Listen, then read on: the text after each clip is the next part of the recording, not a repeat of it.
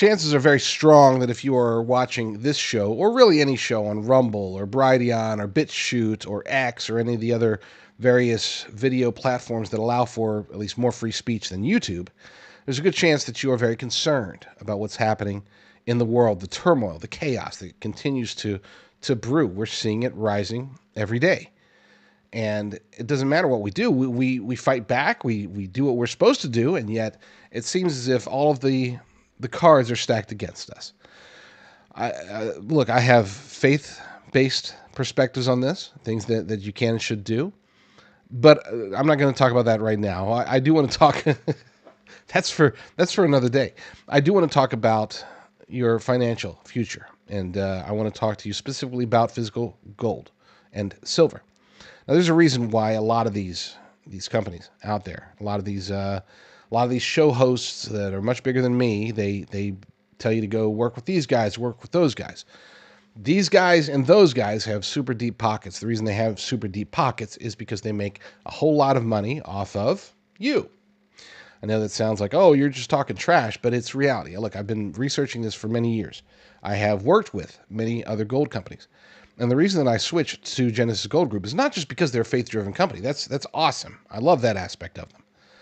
But it's also because they are a company of integrity. They don't overcharge. They do great business, but they don't get these super high dollar spokesmen. They get me.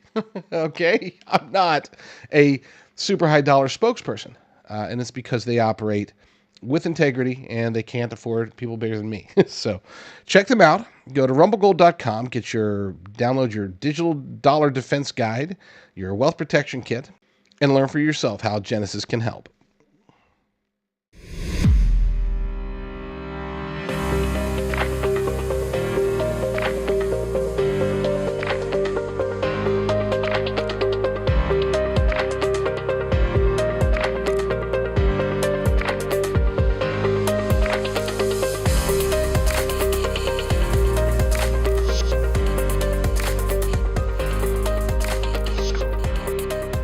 You're listening to the J.D. Rucker Show. Let's begin. We have reached the culmination of the craziest election cycle in history. In American history, we've never seen an election anywhere nothing even close. No, 2016 wasn't like this. No, 2020 wasn't like this. We had one candidate drop out, the sitting president, drop out months ahead. We have another candidate who has never received a primary vote, handpicked by Joe Biden himself as his final middle finger to this nation. And maybe it's a blessing in disguise. I mean, look, hey, if Kamala loses, then great. We can say that Joe Biden had a hand in that Joe Biden is one of the reasons that Trump will be the next president. And yay, thank him for that. He finally did something good in D.C. after his 5 decades there. But yeah, things are getting crazy. People are at each other's throats, and it's not just the candidates. The candidates, of course, are doing their normal thing, even though they're taking it, I would say, in some cases, a notch or 2 or 10 higher. But here, for the first time, we are involved. We are at each other's throats. We've seen violence that has unprecedented. Again, much worse. I'm talking about pre-election violence, fist fights, and drop boxes being blown up, and all this other stuff. We've never seen anything like this. But it's even worse when we look at the nonviolent aspect of it. I mean, I think if you are active out there in the world, then chances are you have, at least to some extent, lost friends or family. And when I say lost, I mean either you've changed your opinion of them, they've changed their opinion of you, or for whatever reason, your relationship is different than it was before this election cycle started. And I would say that's happening on a massive scale. So there's that. But now we fast forward and we get to the actual election. And I felt that it was necessary for my final column over at my Substack, final column before the election, not my last column ever. Final column before the election. I thought, you know what? I need to remind everybody of the 3 true driving issues.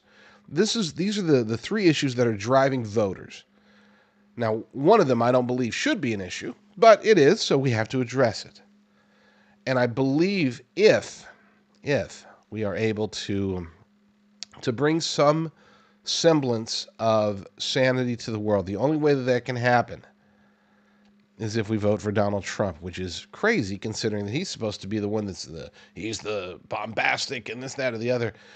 If Kamala Harris wins, the turmoil will start very early, probably before she's even in office, and it will continue until she and her cronies, as minions of the uniparty swamp, minions of the deep state, minions of the globalist elite cabal, they will attempt to culminate their destructive plans and have the United States essentially either completely neutered or gone before 2030. But that's a discussion for we'll deal with that if she wins. In the meantime, what happens if Trump wins? Well, will there be turmoil? You betcha.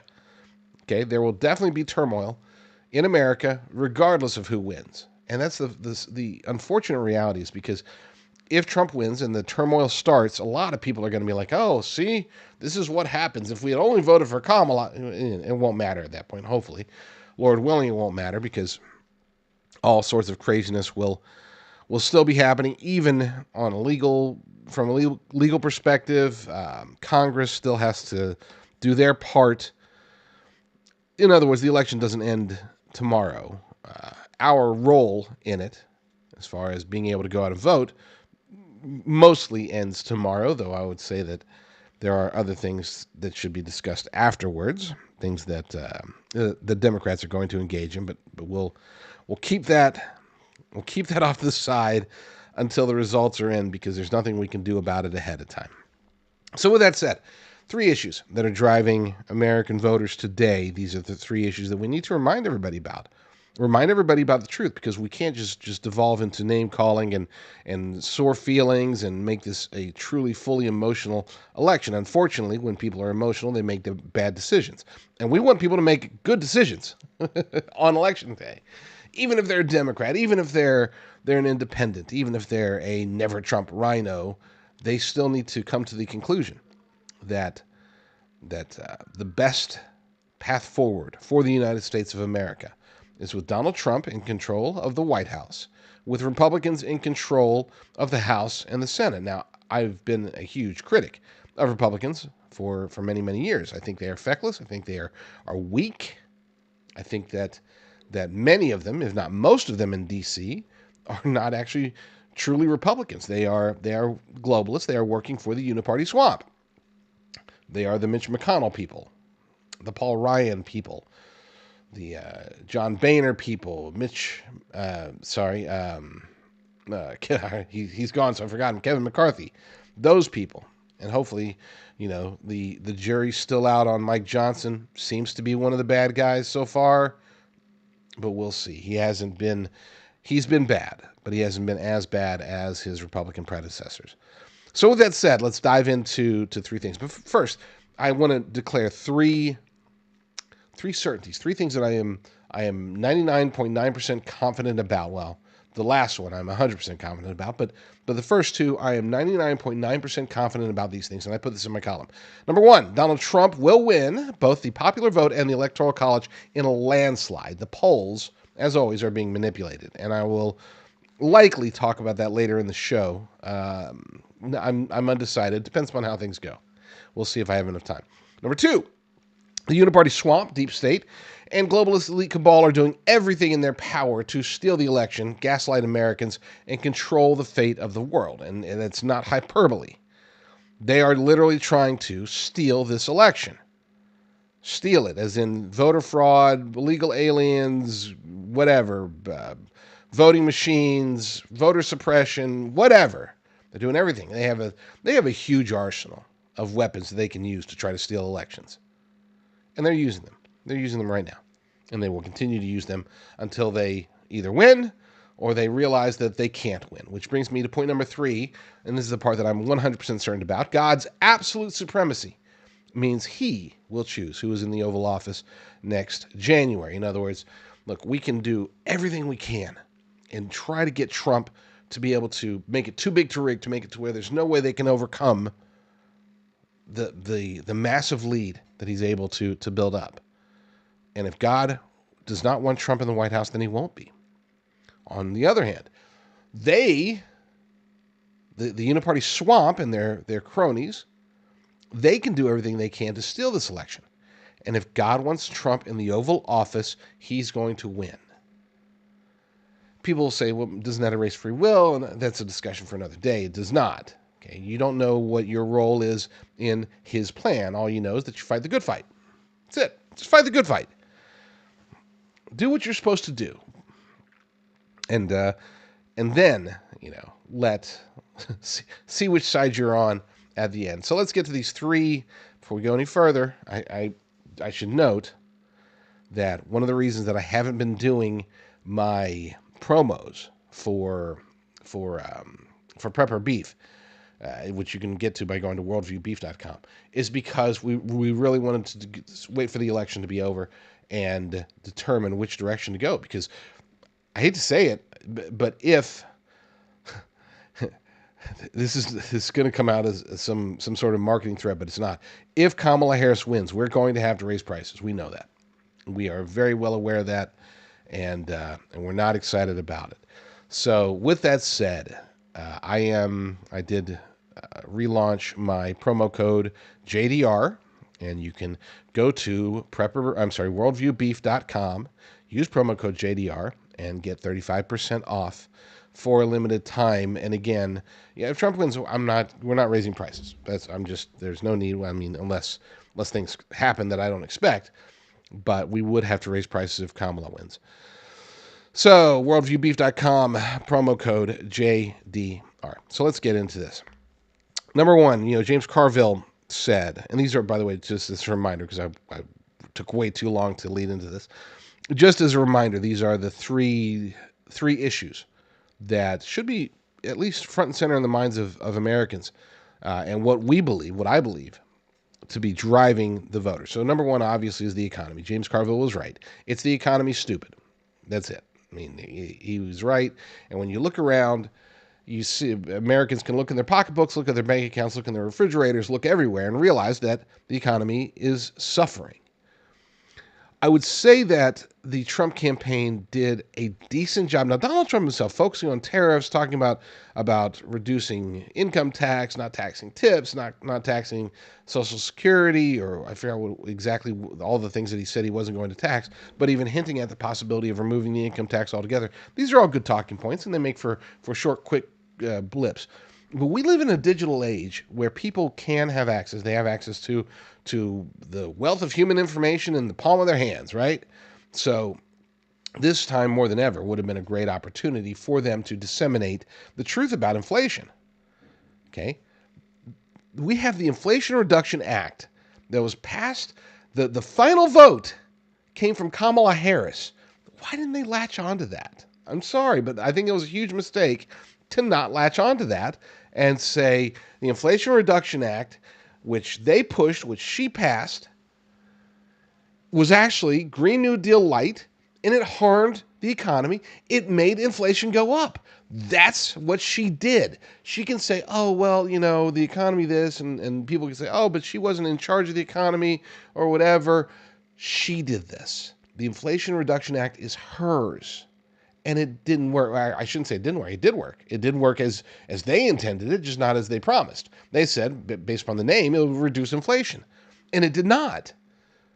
So don't tell me that, that increasing money supply and everything else that drives inflation, because it's not about corporate greedflation, as I think they like to call it, they being the Democrats, and especially the Kamala Harris campaign, they push for greedflation as the cause of this, and that's a bald-faced lie. They know it. They know it's a lie, but they don't care. When have they ever cared about lying, especially when you have a corporate media that's in bed with them? So this one should be easy notch for Donald Trump. If you want the economy to be better, keep in mind Kamala Harris already did poorly for 4 years and has promised to not change anything in the next 4 years if she's elected. That should be disqualifying right off the bat. Number two, we have the border invasion. This is the one topic, or one of the topics, that I think the Trump campaign has done a very good job of disseminating it out there, focusing on the emotions from a deep level. Okay, there are times when you're trying to there's a difference between making people make decisions based upon emotions and getting them emotional about supporting or opposing something, right? So, can the border crisis cause people to emotionally support Trump? No, but it can and does cause people to emotionally oppose the Biden-Harris regime and, of course, border czar Kamala Harris. And that's why they continue to focus on the crime aspect of it.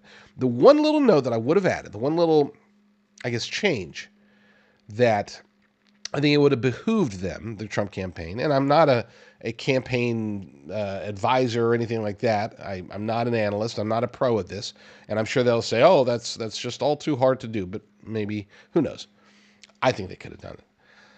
But the one thing I wish they would have done is focus on the idea that the border crisis affects the underprivileged Americans the most, the poor, urban America. They're the ones that get hit hardest by the border invasion. It's funny, not funny in a ha-ha way, but it is funny that you have Democrats for years, for decades, maybe for over a century, I don't know, but for at least decades, they have been trying to focusing on the poor people. We're the party of the underprivileged. We're here. That's racist and that's misogynistic and that's Islamophobic and that's transphobic and he's a bigot and he's discriminatory and this is bad and that's bad and it's all. But the one time where they're actually right, or they would be right if they said it.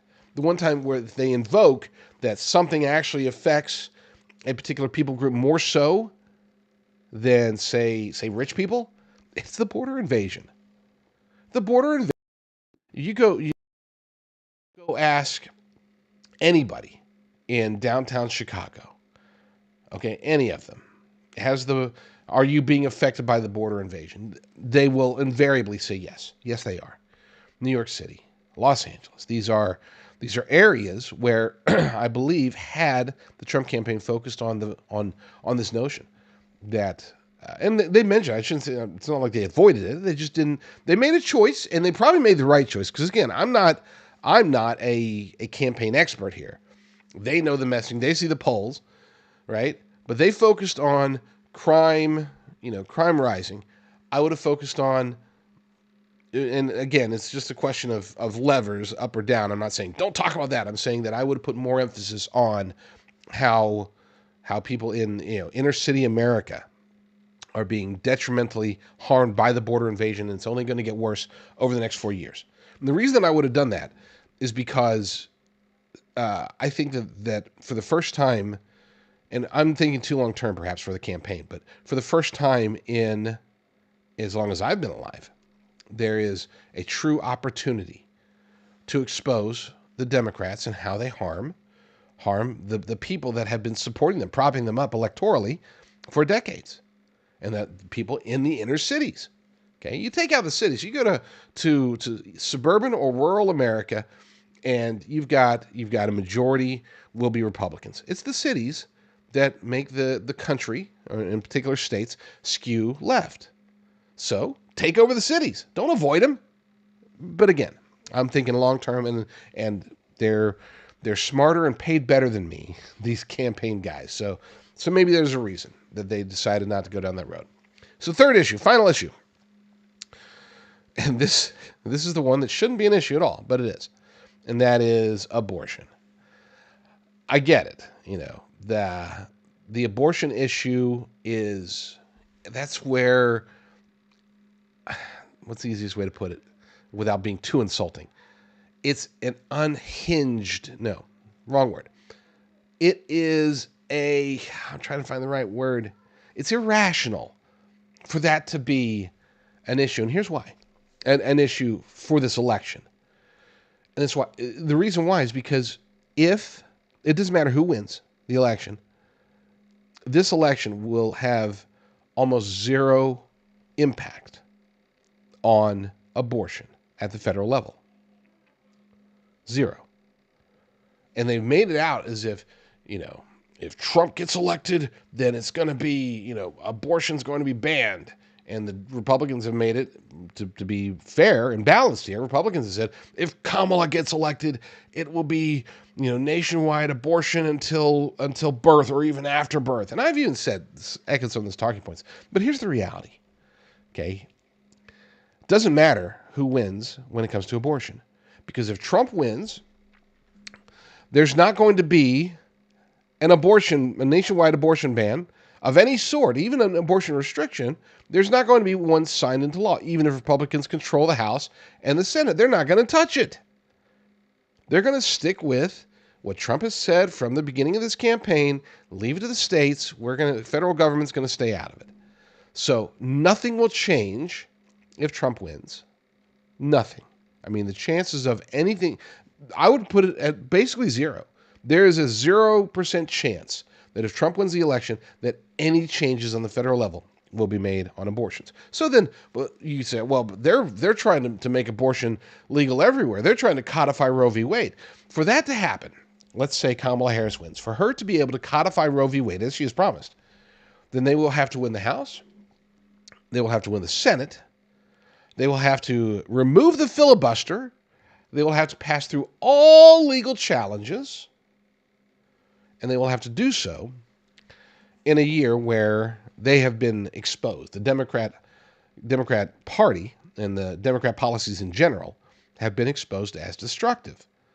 There's a huge chance, people don't talk about it nearly as much because we're so focused on the Trump election, but there's a huge chance that we could see a red tsunami. People are like, oh, the House is in jeopardy, the Senate is in jeopardy, or that they're trying to win the Senate. And I think that there's a good chance that we could actually pick up seats in the House. And that I think there's a great chance that we will take over the majority in the Senate. So the chances of Kamala being able to sign or codify Roe v. Wade are not zero, but close to zero. I would say maybe 4%, 3 to 4% chance. And that would only happen if, the certain series of events took place and there was enough voter shenanigans, enough illegal voter control for them to take full control of the House, the Senate, and the White House. Which, again, I'm laughing, but I assure you, if that's the case, if that does happen, then abortion will not be the most important issue to anyone for a long time, or eventually, because we won't be here as a nation. So that's it. Economy, inflation in particular. Focus on that. Legal alien invasion, got to focus on that. And abortion, tell the truth. Because there's going to be people, and it's funny because I said that abortion, shouldn't be an issue, but I guess in a way it should be an issue for us because we need to expose the truth. And the truth, hopefully I disseminate it in a good way that you can take to people. Anybody you're like, oh, well, yeah, you're right. The economy's bad and the border crisis is bad, but dang it, a woman's right to her own body. That's when you say, stop right there. If Trump's elected, there is a 0% chance that he will sign a nationwide abortion bill. He's already declared multiple times that he would veto it. Yeah, but according to Project 2025, and that's where there's that old Batman Robin meme where you slap him across the face. Now, I'm not calling for violence before anybody gets me kicked off, but I'm not calling for violence. I'm talking about a meme. It's trying to be funny here. But yeah, that's where you symbolically slap them across the face and say Trump has nothing to do with Project 2025. Trump has never read Project 2025. Stop trying to say that Trump. That's like us saying, well, Kamala Harris is going to do this because if you've read 1984, it's the playbook through which she's going to. No, she didn't. She's not in 1984. She's not George Orwell. That's fiction and yada yada yada. It's like, okay, well, so is Project 2025. Anyway, yeah, that's where you wake them up and explain to them that if Trump is elected, their abortion rights are not going to change. Their right to murder preborn babies will be intact if they're in a state where it's intact. Nothing changes at the federal level if he's not going to sign an abortion ban. He's not even going to sign abortion restrictions. Look, I wish he would. I'm a purist, baby. All right. I want abortions banned everywhere. But I'm also realistic enough to not be like, oh well, I guess I'm gonna sit out this vote because there's nobody out there who's radical enough to ban abortions nationwide. So we're gonna devolve into silliness. Let's take a short break. When we get back, I am gonna go ahead and talk about the polls. So stay tuned. A large retail store just canceled a huge order, leaving us with a ton of extra MyPillows. But you know what? That's their loss. I'm going to make it your gain. For the first time ever, you get standard classic MyPillows for wholesale prices, only $14.88. I can't believe I'm even saying that. Only $14.88. But it gets even better. For a limited time, I'm going to offer my entire classic collection at wholesale prices. Upgrade to a queen size MyPillow for just $18.88. King size only $1 more. Get my body pillows for $29.88 and multi-use MyPillows for only $9.88. So go to mypillow.com or call the number on the screen. Use your promo code to take advantage of wholesale pricing for the first time ever on TV, including my standard size MyPillow, only $14.88. They've never been offered this low before. We have limited quantities at this price, so limit's going to be 10, and once they're gone, they're gone. Never trust the polls. I've said it for a long time. Never trust the polls. Never trust the polls. The internal polling at the campaigns, for whatever reason, seems to be pretty accurate. We've seen this for years now. So why don't we ever get to see that? It makes you wonder why they can't duplicate that, they being the pollsters. And the answer to that, it's not that they can't, they won't. They refuse to. Their polls are manipulated. Everybody's going to say, oh, but there's positive polls for Trump, negative polls for Trump. They're all manipulated. 100% of them are manipulated in some form or fashion. Some of it's very subtle, okay? Some of it's minor. Some of it just tries to skew results in the other direction. But most of them, the vast majority of them, are simply narrative drivers. That's all they are. And I've been saying this for years, and people haven't believed me, and it's time to start believing me. Because it's just not true. And yet people still say, oh, well, no. No, the polls are part of the propaganda industrial complex. It's that simple. And maybe someday I'll dive into more of the reasoning behind it, just so you understand. I know this based upon quote unquote insiders explaining the situation to me, and that's not it's not something I can't talk about it as much as I'd like to. Lord willing, I will be able to, hopefully before the next election, because this really does need to be exposed. It really is a conspiracy, and when I say conspiracy, I'm not saying conspiracy theory, because anyway, whatever. Don't dwell on it. Move on, Rucker. There's an article. So over the weekend, Saturday night, a poll came out from the in Iowa. It's supposed to be the Des Moines Register. Supposed to be some great poll and most accurate poll. And they, after weeks, months of Trump leading there, all of a sudden, Kamala Harris is up by 3 in Iowa. It's a lie. It's a bald-faced lie. Okay. It's not true. There's 0% chance that Kamala Harris is going to win Iowa. But they do this. They put out these polls for the sake of suspending disbelief. That's it. They're going to try to steal. They're in the process of trying to steal the 2024 election. And it's not just about manufacturing votes. There's really 3 parts to it. Number 1, they got to actually get the votes, manufacture them so that they can get Kamala Harris to win.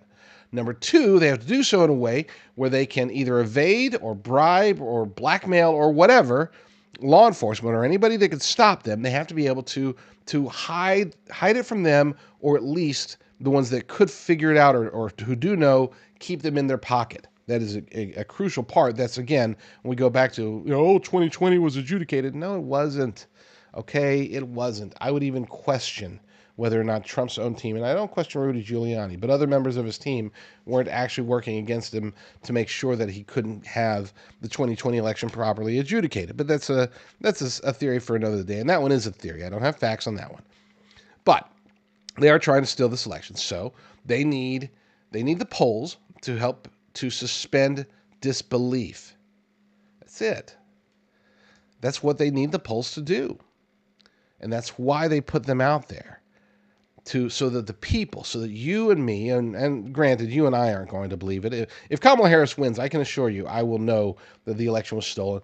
And I would imagine that most, if not the vast majority of you, would feel the same way. Knowing what we know, seeing what we've seen for the last 4 years, including an electorate. I mean, the only other option, and this is the option that I'm not willing to accept yet, is that a majority of the population, or at least a good chunk of the population of the United States of America, is like demonically possessed or something. Because you can't look around and say, oh yeah, let's get more of this. Man, gotta love how my bank account looks right now. Oh my gosh, look, there's all sorts of illegal aliens. Come on, guys, come on in. Come on here, take my home. I can't believe it. I can't allow that to happen in my brain. So I'm going to go with the more likely scenario, which is that if she wins, it will be based upon massive, widespread voter fraud. It's sad that I have to say that. It's sad that the better scenario is that they steal it through voter fraud and not because of the alternative, which would be demonic possession of the United States of America. Just don't fret. Don't sweat any of this stuff. I know a lot of people want to stay positive, and I do too. Okay? But this is in God's hands. You know that. This is all in God's hands. So don't get all your, I was about to say a crude statement. I'm not going to say that. Stay focused on what you can affect. Stay focused on what you can control. And we can say we live in a world where we don't control anything, and that's to some extent is true. But you can at least have an impact on your life, the lives of in your family, your friends, people around you, your community, maybe even your city. In some cases, maybe even your county and the state. But the national level and beyond, all we can do is fight the good fight, do what we're doing, and see where the cards land. See what God has planned for us. I am not stressed. I am just eager to get it over with. We have to do a quick, very, very, very, very, very short station identification, but when we return, I've got more stuff to talk about. Be sure to connect with me and my shows anywhere where you are. You can go to jdrucker.com/find. That's jdrucker.com/find. It's got all my shows, Substacks, blogs, all that good stuff. Check it out. jdrucker.com/find.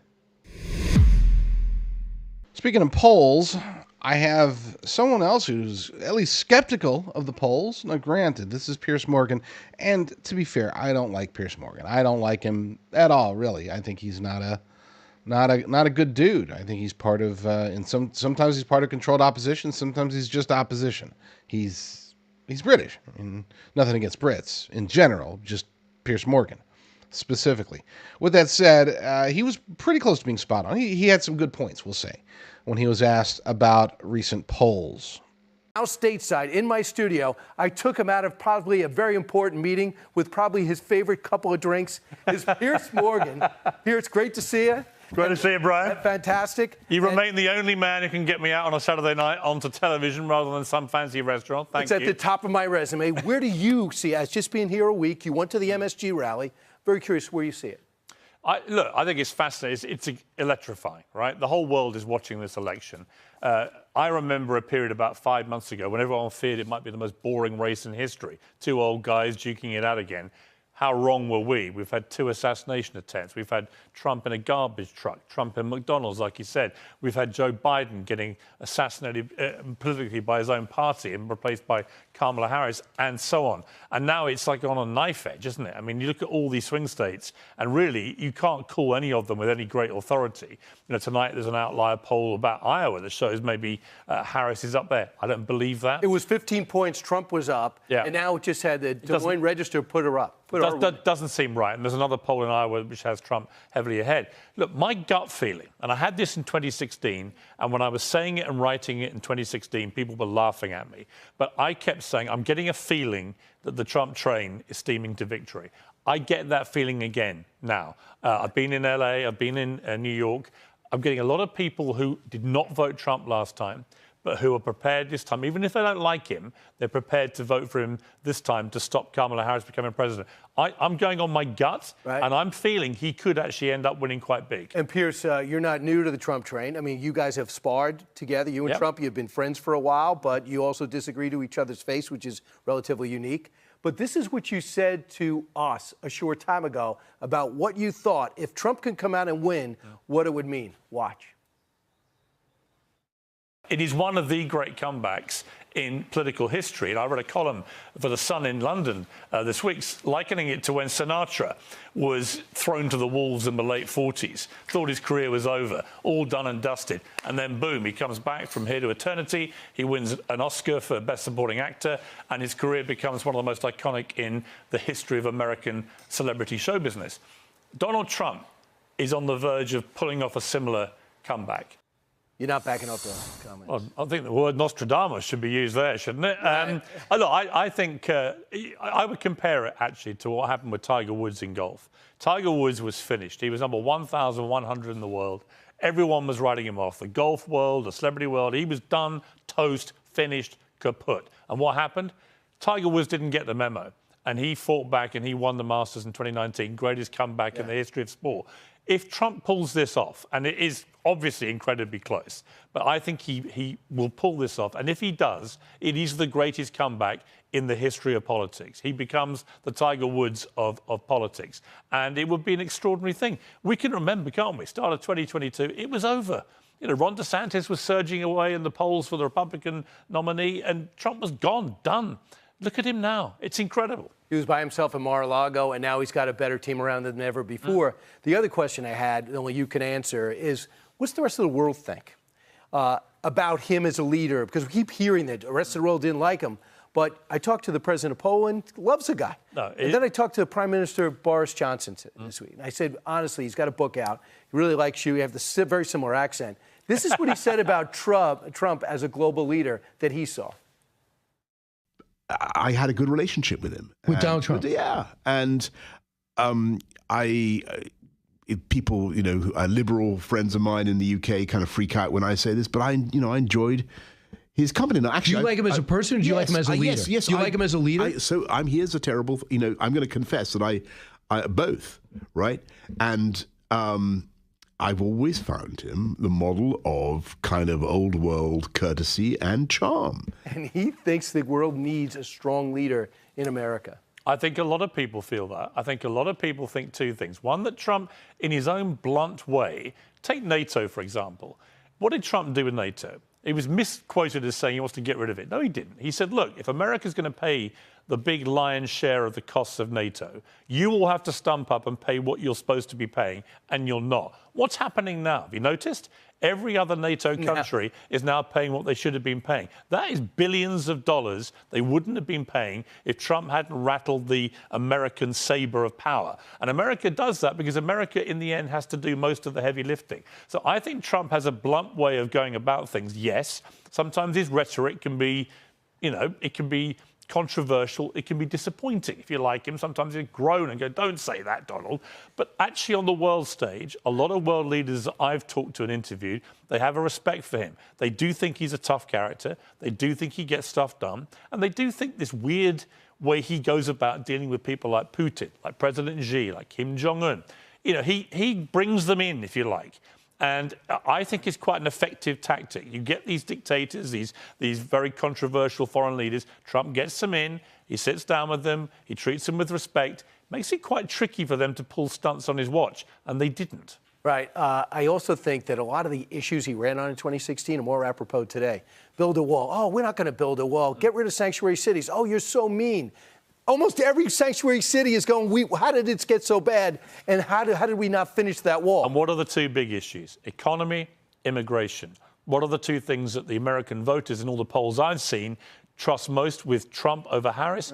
immigration and the economy. They believe he will get this cost of living crisis over and done, and they believe with immigration he'll be tougher than she is. And if in the end he wins, it will be because of those two issues. All right, I have bad news for Del Frisco's or the Hard Rock. Pierce is coming. Elio's. All right, and that's where you're going? Okay, that's where you're going right after? I'm actually running a couple of minutes late, so if you wouldn't mind just wrapping this, Brian, I've got a meal to go to. Well, I don't have a live audience, so I'll do it by myself. By the power vested in me, you are free to go. Pierce, thanks so much. Great to see you. I'm honored you kicked this off. It's going to be a fascinating few days. And I'm so glad you're in our studio at 1211. It's a massive studio. How do they give you one this big? This is what I demand. Did they think I was coming in soon? Yeah, absolutely, absolutely. You have certain demands, and I have certain demands. Thanks so much, Pierce. Great to see you. Good stuff there. Good stuff there. So yeah, I don't trust the polls at all, but you already knew that. I also don't trust the Kamala Harris campaign. And here's the thing. When it comes to Kamala Harris, look, she is...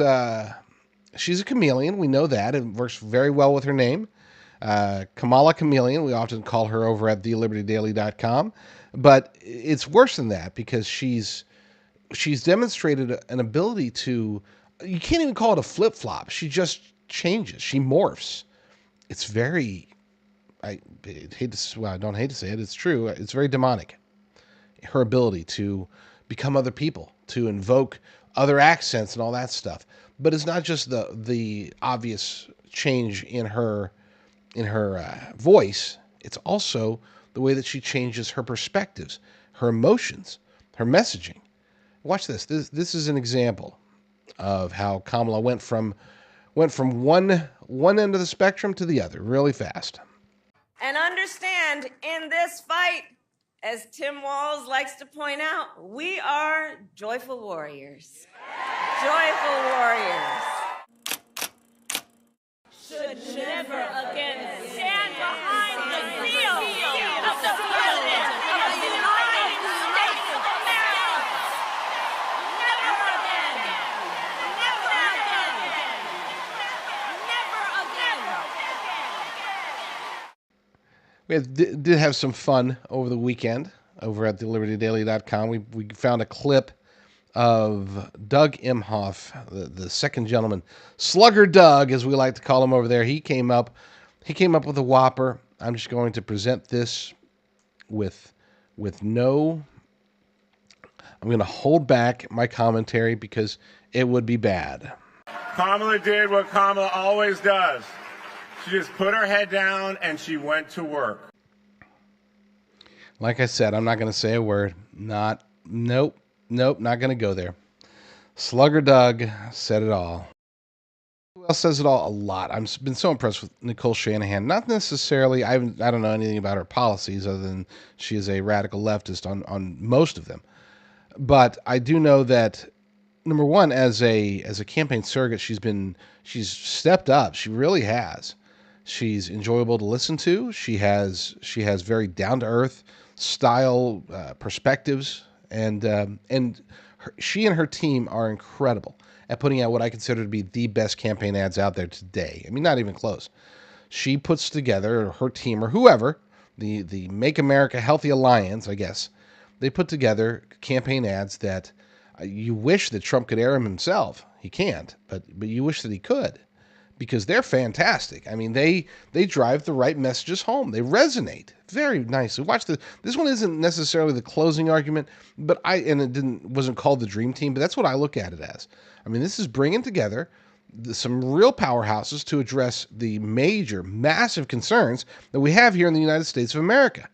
And they want to bring the right people to the table. Democrats, Republicans, independents, libertarians, doesn't matter. They got them all. And they're going to apply them in the next Trump administration. And this ad highlights that greatly. What will we do with this moment? How will we be remembered? Look at the opportunities before us. This election really isn't about the left versus the right. It's about we, the people, choosing our government and the choice between freedom versus tyranny. Nobody has a chronic disease burden like we have. Why are we allowing this to happen to our children? Ultimately, the only thing that will save our country is if we choose to love our kids more than we hate each other. What is going on here is deeper than politics. It is deeply spiritual. We are being called to rise above the hatred and the fear and the evil.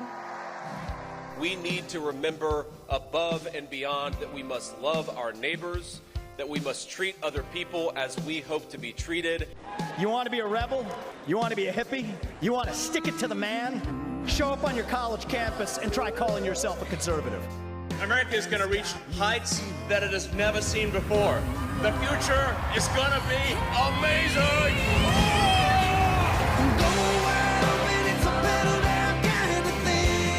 Don't you want healthy children? Don't you want a president that's going to make America healthy again? The sweet emotion raining all over me. I come to you today as a former Democrat. I will be a first-time Trump voter tonight.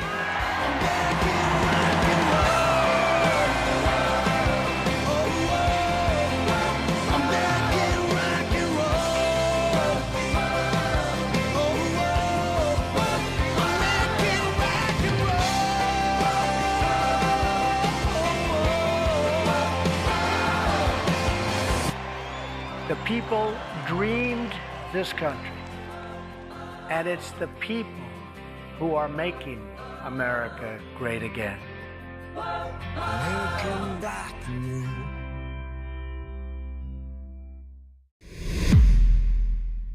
Chances are very strong that if you are watching this show, or really any show on Rumble, or Brighteon, or BitChute, or X, or any of the other various video platforms that allow for at least more free speech than YouTube, there's a good chance that you are very concerned about what's happening in the world, the turmoil, the chaos that continues to brew. We're seeing it rising every day. And it doesn't matter what we do. We fight back. We do what we're supposed to do, and yet it seems as if all of the cards are stacked against us. Look, I have faith-based perspectives on this, things that you can and should do.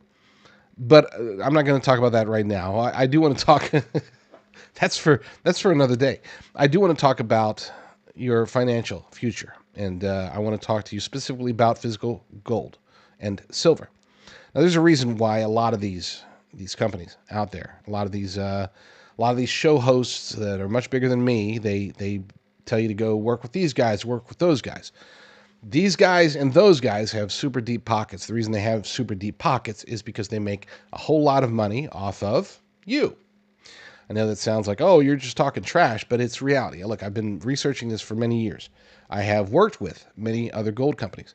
And the reason that I switched to Genesis Gold Group is not just because they're a faith-driven company. That's awesome. I love that aspect of them. But it's also because they are a company of integrity. They don't overcharge. They do great business, but they don't get these super high dollar spokesmen. They get me.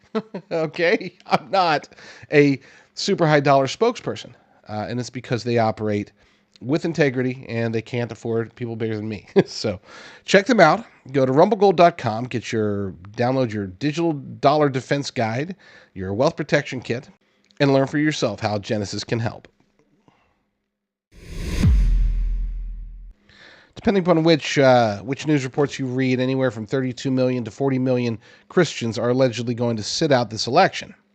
Now, we can discuss the accuracy of such numbers. Generally speaking, whenever anyone takes a limited data set and tries to extrapolate that out to the nation or the world, that's why we get bad data, because the data rarely, if ever, pans out that way. But even if, look, I don't care if it's 32 million, 40 million. I don't care if it's 1,000, okay? Every Bible-believing Christian, every true Christian should be voting, okay? And I'm not going to pull out my Bible and start lecturing you about this or that. I'm just saying it makes biblical sense. It makes logical sense. Even if you don't like Donald Trump, it does make absolute sense to vote against everything that Kamala Harris and the Democrats want to do. Literally everything. I cannot think of a single thing that's like, oh, wow, that's such an awesome Christian value being pushed there. They are attacking the faith. So if you are a Bible-believing Christian and you want to continue to be allowed to be a Bible-believing Christian and to practice your faith as you see fit, then you should vote. And here's the thing, and some of you might not like to hear this, but if you're a Jew, if you're a Muslim, if you're a Hindu, if you're an atheist, doesn't matter. Your religion is going to be under attack. It already is under attack. Right now, obviously, the focus is on the Christian religion, Christian faith. And can't forget the Jewish faith. They too are under attack. But that doesn't mean that we're alone. They're going to go after faith in general. Look at what's happening in China. In China, they have faith, but their faith must be tempered with absolute adoration for Xi Jinping. He has put himself in the state above any faith, any God that anybody would represent or want to worship. That is what's happening in China, and that will happen here. We can't imagine it. We say, oh, but we've got the First Amendment. But if, and they've demonstrated this time and again, the uniparty swamp, I won't even say Democrats, the uniparty swamp, anytime the Constitution gets in their way, they try to figure out a way around it, and 9 times out of 10, they're successful. This is not something where we have to roll the dice and hope that we get that 10% chance. We just need to vote and vote properly. And again, even if you are not a Trump supporter, if you're a Christian, you have to oppose Kamala Harris and the Democrats and their agenda because it is anti-biblical, what they want to push. Trump might not be sufficiently biblical for you, but he is a far cry from the evils that the Democrats want to impose on the United States of America and the citizens. With that said, and not said very well apparently, Greg Laurie, Pastor Greg Laurie, I think said it better. So let's get his perspective. It's very important that we as Christians vote. And our election is coming up this week, of course. And I know some would say, well, Christians shouldn't get involved in politics. And after all, we're citizens of heaven and we should be in the world, but not of the world. Well, it's true that we're citizens of heaven, but we're also Christians on earth. And Jesus told us to be salt and light in our culture. So how do we do that? Well, we're light, according to Jesus, when we let our light so shine before men that they may see our good works and give glory to our Father in heaven. And we're salt when we stop the spread of evil to the best of our ability. So we need to pray, we need to proclaim the gospel, and we also need to vote. In Acts 27, there's a fascinating little story that touches on this. So Paul was on a ship on his way to Rome. He was a prisoner, and the sea was very rough. And so they pulled off to the island of Crete, and they were debating as to whether or not they should continue on in their journey. And so they effectively took a vote. The captain and the owner of the ship and some of the sailors said, hey, we should keep going. And Paul, who had had a lot of time out on the Mediterranean, around 3,500 hours out there on the water, or miles, I should say, and had been in 3 separate shipwrecks, had a contrary view. He said, I say we should not go. But they outvoted Paul, and off they went, and sure enough, they shipwrecked. And so they should have listened to what Paul had to say. But here's my point. Paul voted. He registered his opinion, and his voice was heard. Here's the problem. According to one stat, I don't know how true this is, but it's probably pretty close to true, that there are 90 million evangelicals in America, and 40 million of them are not voting. This to me is completely unacceptable. It's very important that we vote because we have a book of absolute truth called the Bible that tells us what God thinks about a lot of the issues that are on the ballot right now. And we need to speak out because the Bible says when godly people rule, the people rejoice, but when the wicked rule, the people groan. We who are Christians and conservative have been insulted quite a bit recently by the left. They think our women are stupid and weak. They think our men are cavemen. They call us terrorists, Nazis, and fascists. They call us deplorables and outright garbage. They want to abort our babies up to 9 months, and they want to mutilate our children.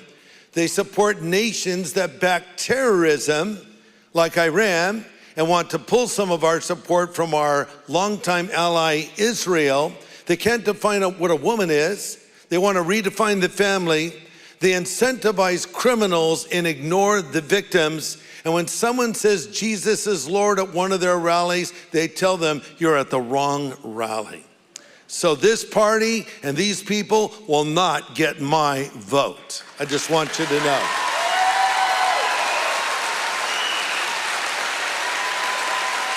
So people say, vote your conscience. I don't know, depends where your conscience is at. I say vote biblical values. Vote for policy over personality, but most of all, vote. And we will pray and leave the results in the hands of God. And as I've said before, whoever is elected the president of the United States, I will pray for them because I'm told in Scripture to do that very thing. Like I said, he said it better than me. Very good job. I really like that guy. I don't always agree with all of his theology, but I think that overall, pound for pound, he is one of the good guys. We'll see. There's reason to be hopeful. I want to play this ad. I'm actually super excited about playing this ad. You know what? Let's go ahead and play the ad first. And it's not an ad for me, by the way. It's a Trump ad.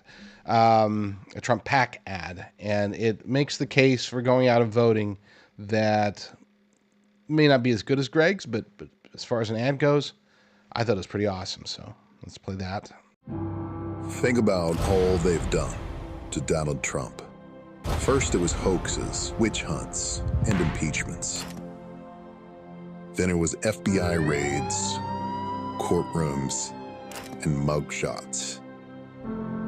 Finally, it was bullets in a Pennsylvania field.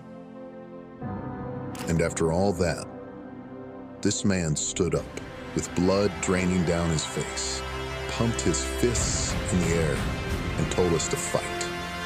Fight. Fight.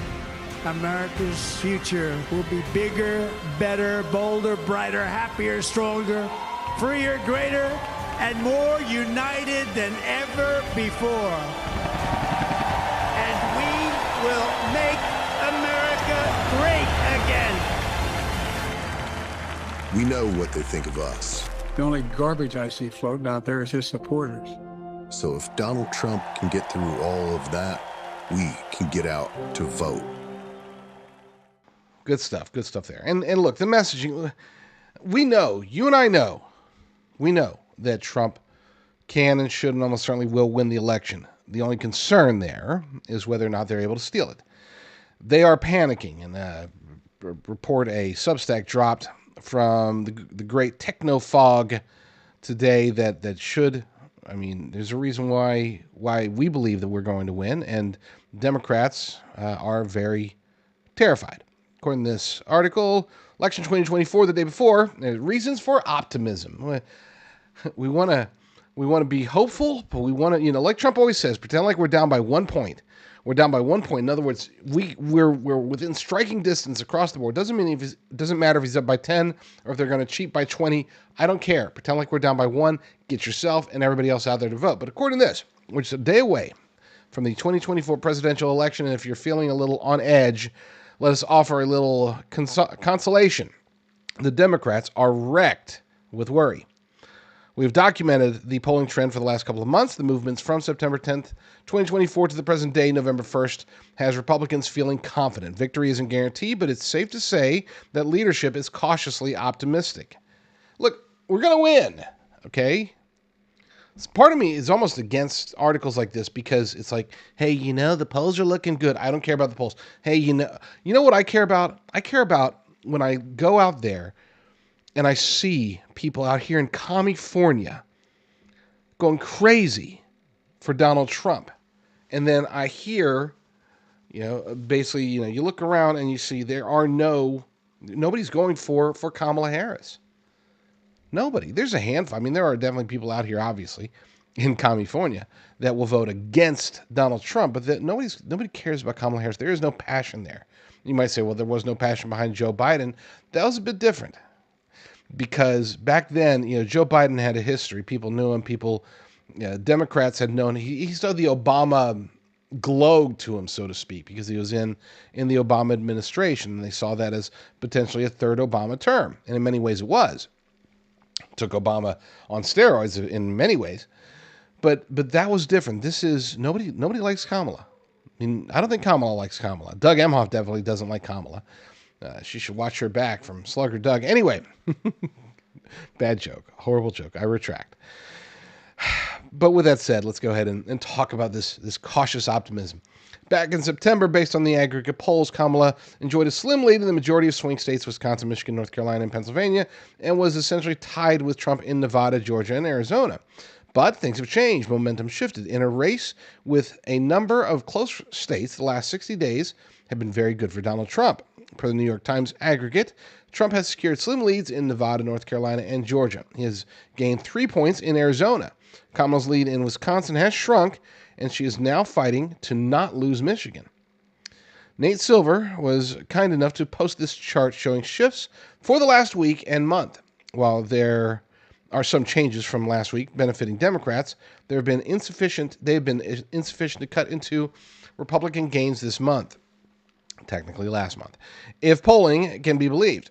And it shows, plus, basically it shows, according to Silver, it looks very, very positive for Trump. Contrary to much of the polling relied upon by the New York Times, Atlas Intel, which had some of the most accurate polls of the 2020 election, has Trump ahead in every swing state.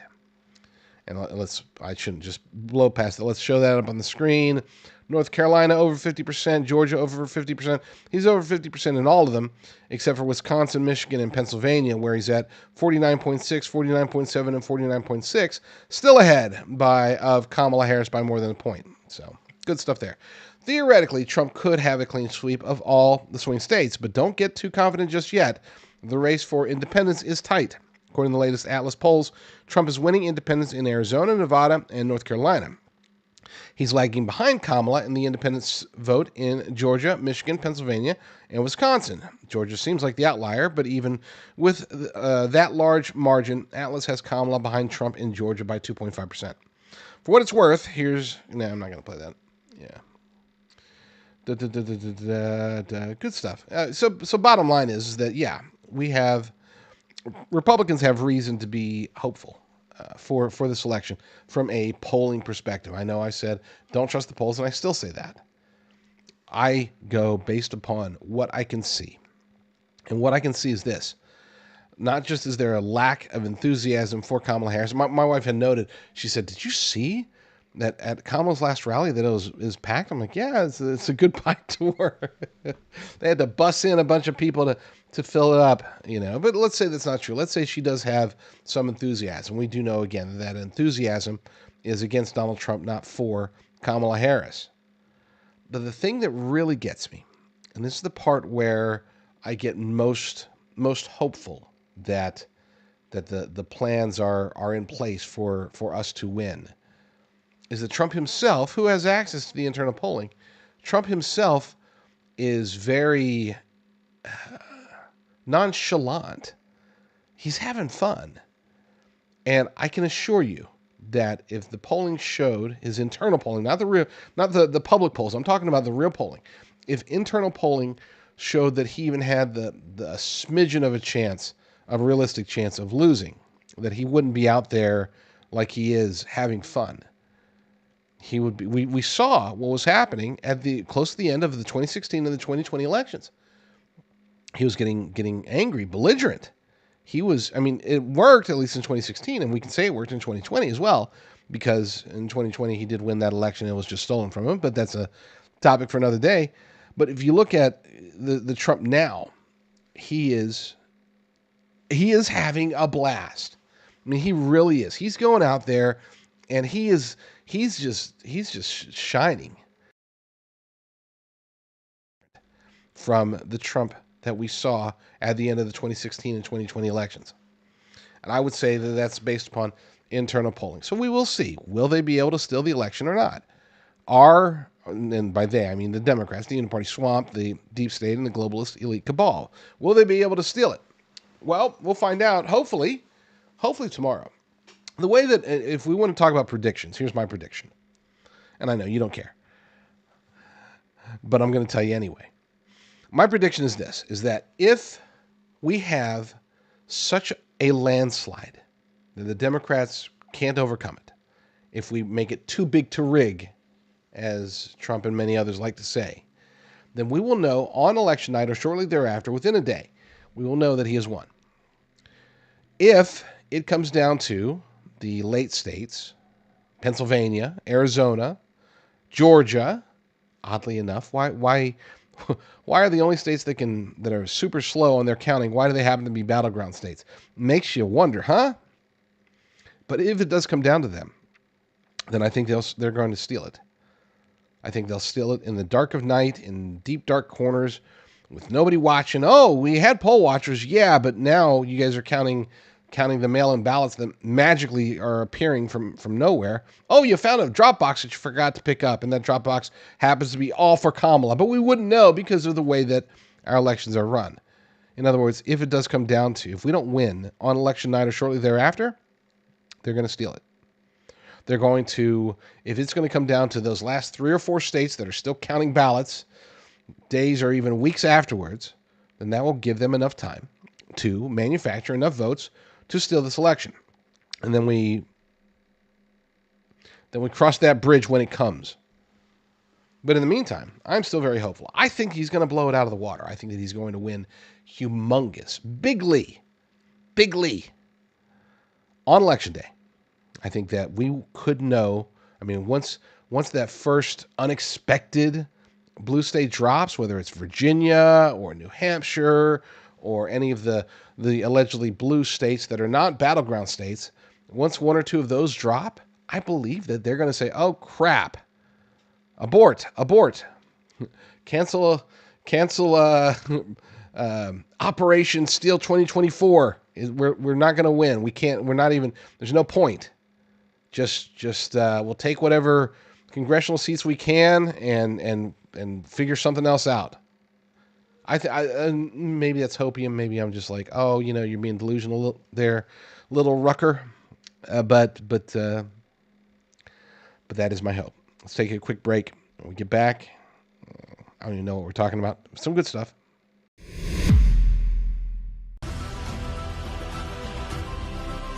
Hello to our great sports fans, and I hope you're having a fantastic time. We're 2 days away from the most important election in the history of our country. We've got to save our country, and it needs saving. It's in very bad shape. The worst economic numbers in generations were just announced 2 days ago. We're losing jobs. We're losing everything, including viability. We're going to end up in a depression based on what's been happening. We've never seen anything like it, at least for the last 40 years. We have to straighten out our country. We have to close our borders. We have to lower our taxes. We have to get rid of inflation, and we're going to do it. Just remember, Kamala and her friends broke it. I'll fix it. Most important election in the history of our country. Go and vote.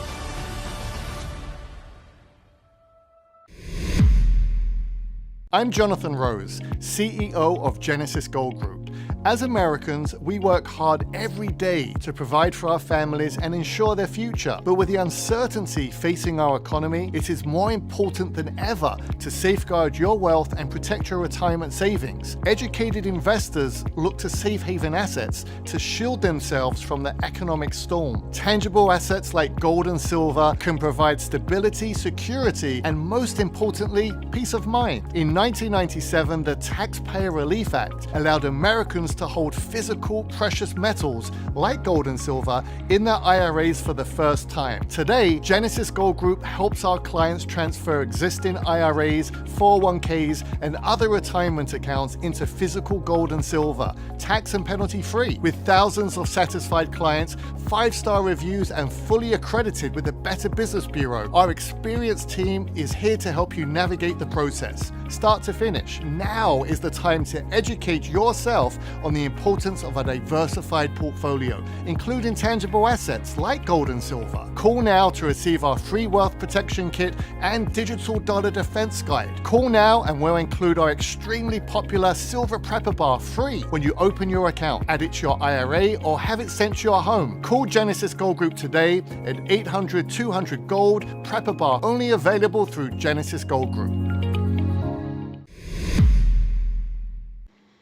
Look, I don't need to tell you what's at stake. You all know what's at stake. You are, in my humble opinion, the most well-educated and intelligent audience in the world. Okay, I get so educated by you all.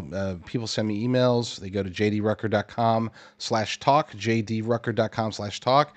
They send me emails. We correspond. It's pretty cool, because I get so much education from you all, from listeners, viewers. It's humbling. It really, truly is.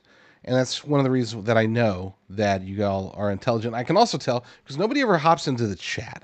Look, we can get some massive Rumble views sometimes, and it just I see these smaller channels with fewer views, and you see the chats just exploding, and it's like, lol.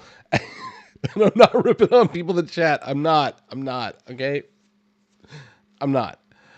But with that said, I know I can see you, not literally. I'm not the NSA, but I can see you all out there. You're just listening, you're watching, you're like, oh, let's see what Rucker has to say today, and but you're not hopping in there in the chat. And it's funny. I've come to grips with that because at first I thought, you know what, maybe it's just because I'm not very good. I never thought that. But I did think that maybe my audience sucks. No, I didn't think that either. What I really thought was, let's see how other channels do. And I compared it to other channels out there. There's some great channels. Bongino's show, he gets tens of thousands of viewers at any given moment. And of course his chat is just lighting it up. But then I see other shows that are big, bigger than mine, and they're not doing. There's not a whole lot of people chatting in there. And I noticed that oftentimes the topics are a little bit intellectual, a little heady. And I thought, so as my copium for not having a very active chat on Rumble, it's like, well, it's because my people are just too sophisticated for chat. Okay. So maybe that's not true. But at least I can hope that it is. So what do we have ahead? Here's a question for you. What could America look like? Let's say Kamala wins, God forbid, but let's say Kamala is installed as president of the United States. I get to experience basically what America will be like on a semi-regular basis. Out here in Southern California, I do unfortunately have to travel into Los Angeles relatively often. And I don't like it. It's better than San Francisco. Not by much, but it's still better than going to San Francisco, where I haven't actually been back to San Francisco in years, now that I think about it. Lord willing, I never will. But I do go into LA relatively often, and it's different. It's different than it was just 4 or 5 years ago. I used to live in LA for in hotels, which sucked, in LA for like 3 months back in, 2017, 2018-ish. And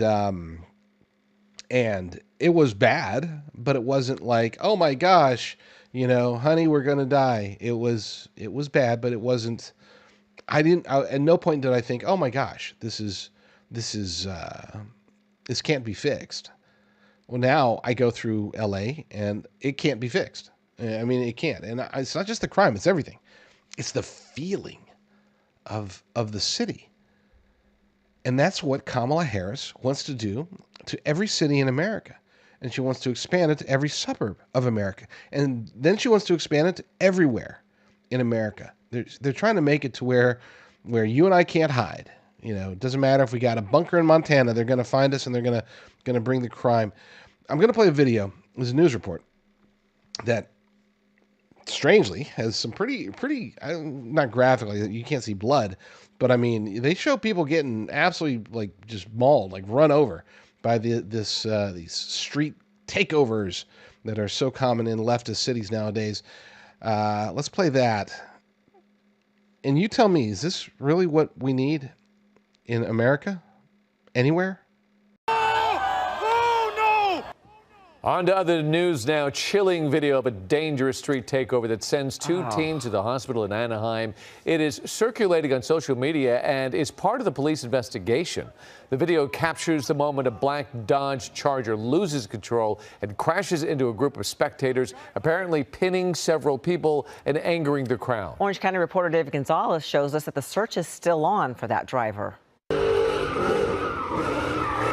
It's absolutely unsafe and unacceptable behavior. This video posted on social media is at the center of an Anaheim police investigation following a dangerous street takeover early Friday morning. The clip captures the moment the driver of a black Dodge Charger loses control and crashes into a group of spectators, possibly pinning several people under the car. When our officers got here, nobody was found under the vehicle. However, there were two 19-year-old males that were suffering from major injuries laying in the middle of the street. Still a guy under. The video then shows the angry mob surround the car as some people jump on it. The driver fled the scene on foot. Anaheim police says multiple cars and hundreds of people took over the intersection of State College Boulevard and Orangewood Avenue. Drivers performed stunts as the crowd set off fireworks. I was concerned because I thought I heard explosions. Residents who live near the intersection say this kind of illegal activity puts them on edge. This is not the first time it happens. It happens before, and then when the police shows up, they just scatter. Anaheim police says addressing street takeovers has its challenges. It used to be where this was done over social media with open source pages. Now they're using WhatsApp and other type of social media applications to contact people to identify where these locations of these incidents are going to happen. The teens who were ran over are listed as stable. The driver who ran away could face serious charges, including felony hit and run. Anaheim police says videos from this morning's takeover will be crucial in their investigation, so they're asking anyone who is here and has videos of the takeover to please come forward. So just in case you needed an answer to that question, no, that's not what we need in the United States of America. Not here, not anywhere in this great nation. That's an abomination that that needs to end. It needs to not just end in red states where it hasn't really started so much, but it definitely needs to end out here, places like California. So this is why I always say down ballot races are far more important than even the presidential election race. It's not just about House, it's not just about the Senate.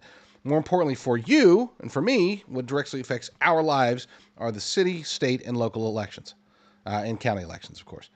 They make a tremendous impact on our day-to-day lives, more so than whether Kamala Harris or Joe Biden or Donald Trump or whoever is in the White House. Now, again, they will be able to do stuff, obviously, but from a day-to-day basis on what's going to affect your life today, that's where it comes down to the local elections.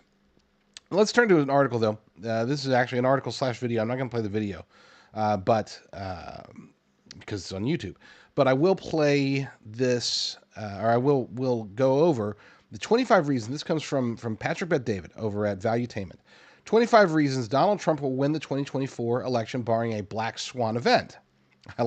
That's one way to put it. Okay, that's definitely a way to put it. A black swan event. All right, but let's look at his list here. And I'm just going to buzz through it. There's 25 of them.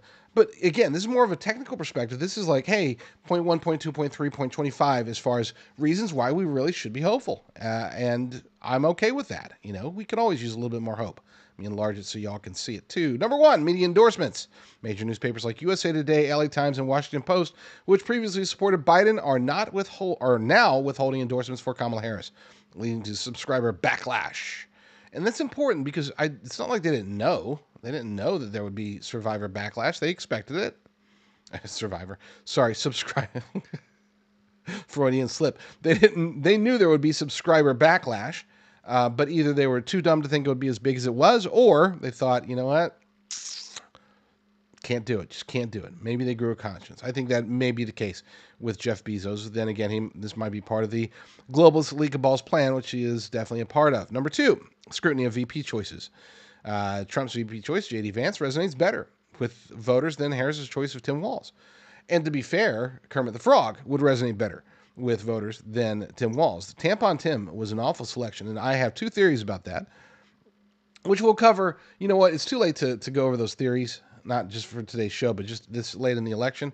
I'll just say it. Either he is the most likely scenarios that he was installed into the VP, the running mate role by the Chinese Communist Party. They called up Kamala and said, "Hey, take Tim. Beijing Biden. You're not fully controlled yet, so we're gonna tank your election and do whatever we need to do, unless you take Tim Walz." That's possibility number one. Possibility number two, which is a little bit less likely, is that Kamala pulled a Biden. I always said that Biden picked Kamala as insurance from getting booted out of office. I think that she might have taken Tim because he was the only possible candidate out there who was actually dumber and less presidential than she is. Number three, celebrity endorsements aren't working.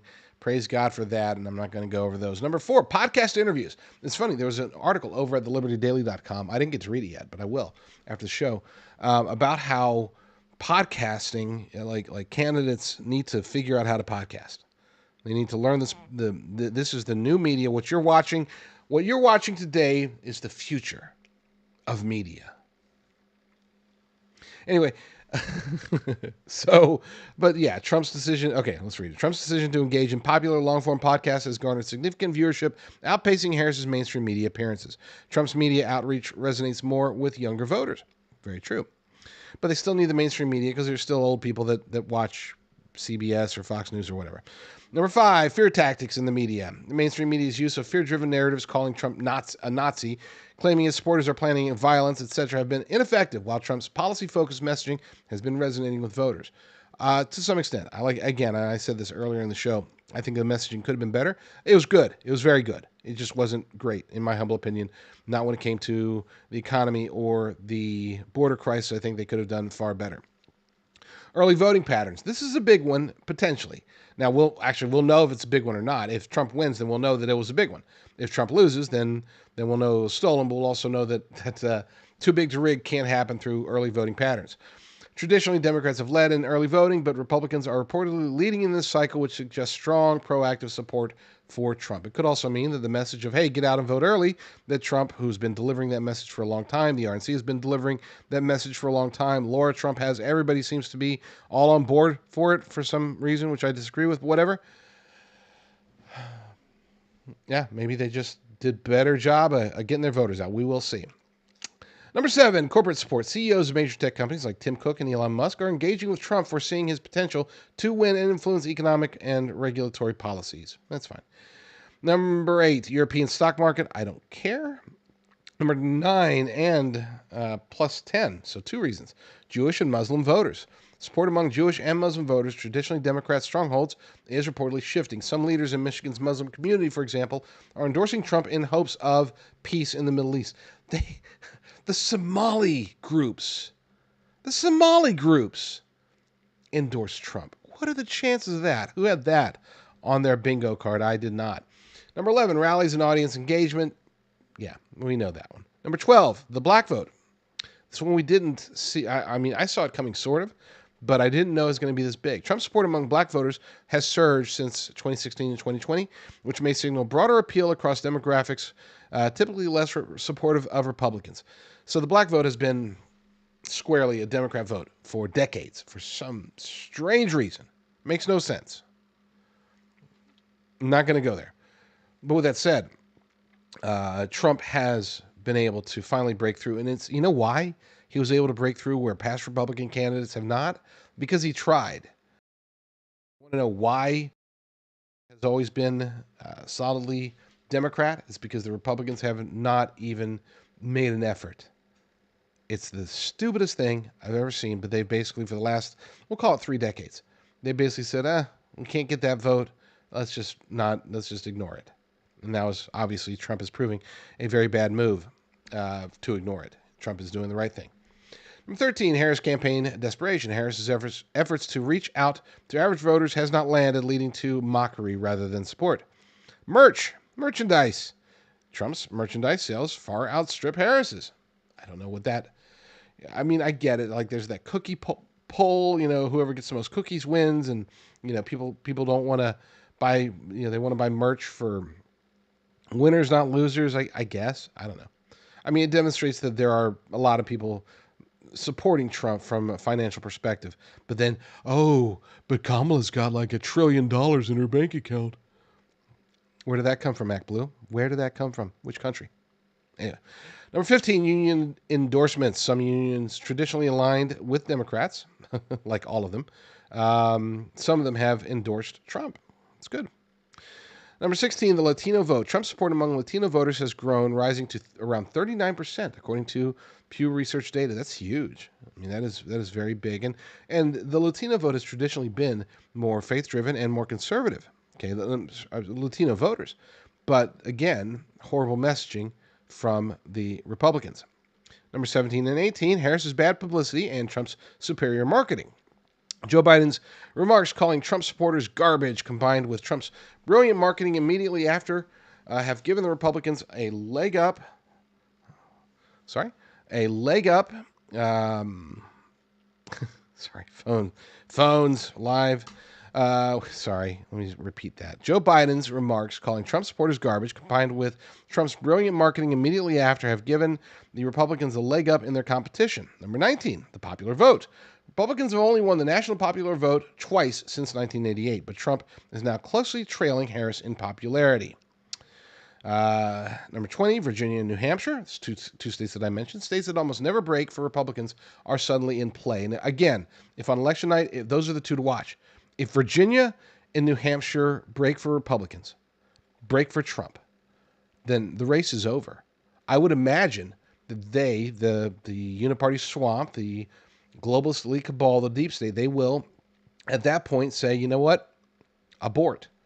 Stop. Let's all of our plans to manufacture ballots in Pennsylvania, Arizona, Georgia, Wisconsin, and Michigan, cancel that. We can't win. He won Virginia. He won New Hampshire. They're eating the dogs. They're eating the cats. And so we gotta abort. Number 21, Trump's trolling. From working at McDonald's to driving a garbage truck, Trump gets under his opponent's skin like few other candidates in history. That's always been the case. So I want to go back to that real quick. I want to reiterate. Let's go back to 20 real quick. Virginia and New Hampshire. So on election night, Virginia and New Hampshire are expected to have results relatively early, as they generally do. And this, prior to like a couple of weeks ago, neither state was really in play. There were some grumblings, but for the most part, until polls started showing that Trump really had a legitimate chance of winning those, I don't think anybody was seeing that. We were looking, it's all the battleground states. Well, if Trump wins these battleground states, I mean, I did it myself. But now that those two states are in play, this is important because it will set the tone for the rest of election night. It's possible. If Trump wins Virginia and New Hampshire, it is possible that we could have a declared winner on election night, which should have always been the case, but for whatever reason, we've changed that in America. We've changed a lot of things just over the last 4 years. But instead of having to wait days, weeks, even months, with Pennsylvania, Arizona, Georgia, and other states taking so long to declare the winner, instead of that, if we can just win Virginia and New Hampshire, that'll solve a lot of problems. And I would argue that, yes, those who have their mind set on cheating to steal the election, they will wisely abort their plans on election night because they will know at that point that they cannot win. Number 22, Trump on the Joe Rogan Experience. Trump was willing to fly to Texas to sit for a 3-hour interview with Joe Rogan, giving him access to the biggest podcast audience in the world. Meanwhile, Harris rejected the invitation, demanding that Rogan fly out to her and tried to limit the interview to just 60 minutes. What a pretentious little... I don't even want to talk about her. Nope, not going to talk about her. Number 23, letting humor decide. While the Harris campaign often seems dry and humorless, I feel the funny leaving my body whenever I see them attempt humor. It's really horrible. Number 24, no DNC primary. We know about that. Number 25, more Republican voters than ever. This can't be understated. Okay. This cannot. You pay attention. A significant shift in political identification has occurred, with Republicans now leading Democrats slightly compared to the Democratic advantage seen under Obama in 2008. And to be fair, the Democrat advantage, like forever, okay? There's always been more Democrats than Republicans in the United States of America. It's always been the independent votes that has allowed Republicans to win. This is one of the reasons why for decades Democrats had control of Capitol Hill.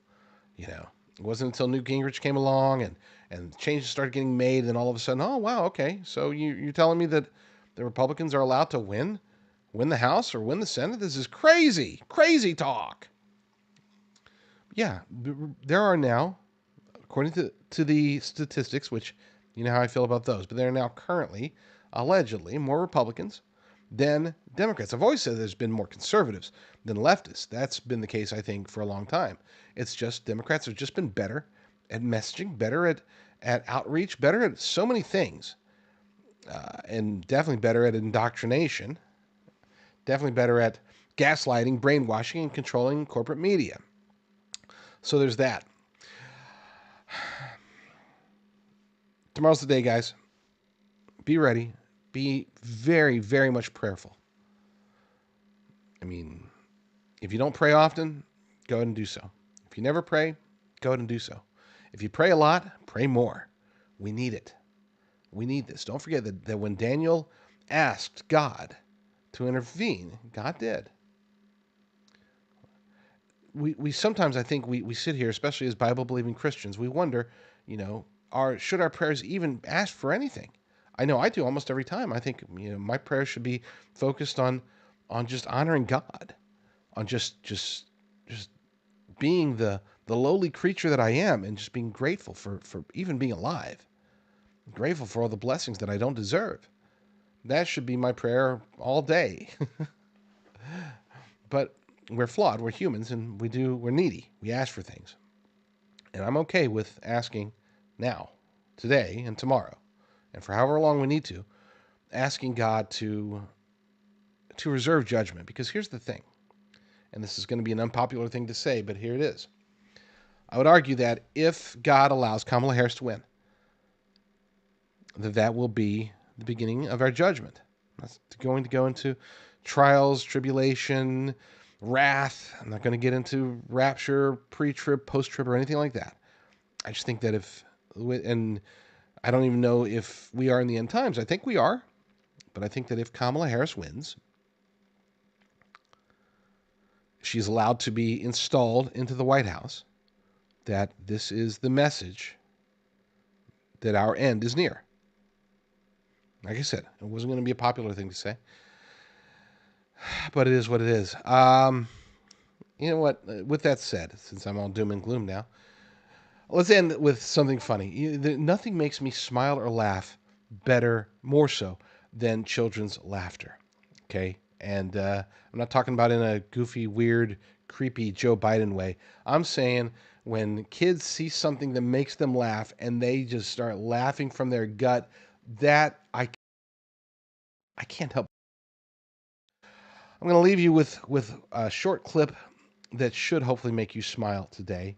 And then I'll ask you to go pray, go vote, and then go pray again. Lord willing, I will be back very soon with another episode. But in the meantime, you all stay strong, stay safe, and God bless.